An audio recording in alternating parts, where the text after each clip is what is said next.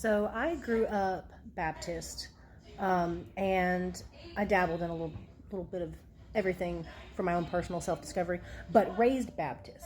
And our family was like one of those families where we didn't go every Sunday. My mom tried to go every Sunday. She felt bad if she didn't go every Sunday, but we weren't going to burn in the fiery pits of hell if we didn't go that Sunday, type of thing.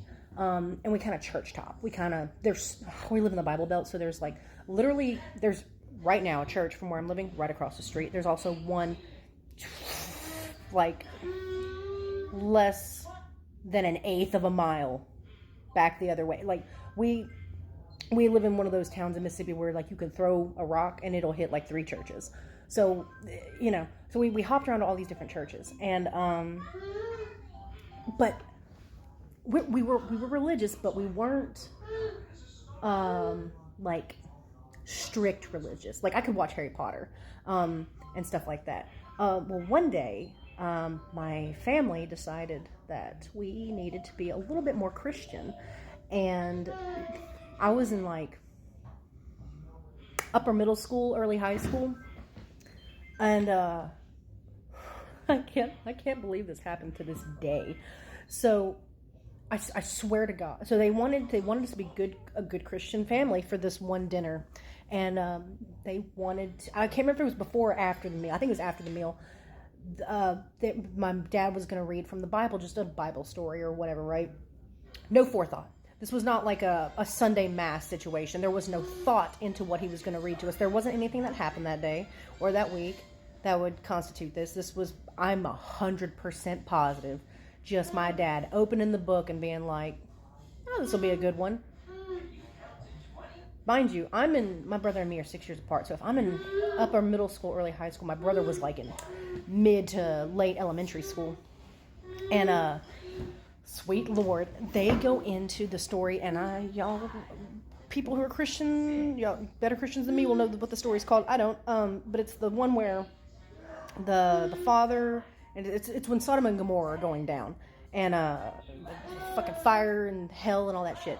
So when they're leaving, is it Lot's wife or whoever? Because I can't name names. I'm not a Christian anymore, and it's showing right now. But when they were told not to look back, when the wife looks back, she turns into a pillar of salt, and she's left behind. So then he takes his 2 daughters into like a cave for shelter and stuff.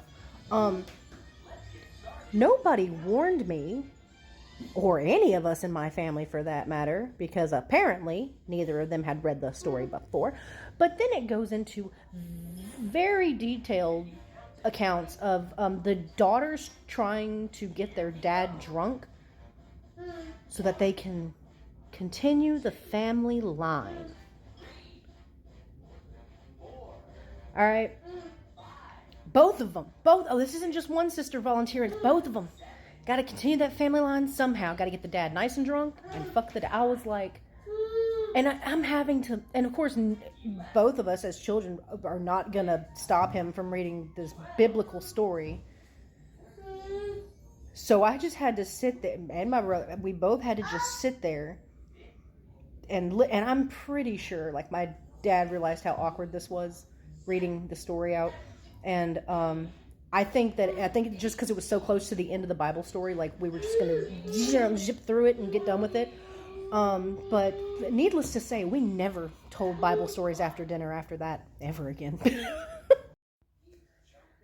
And just so you're aware, when I say continuing the family line, I'm sure that phrase was used in the Bible story. The one that I keep thinking about that has traumatized me since those years was hearing the words, spilling his seed.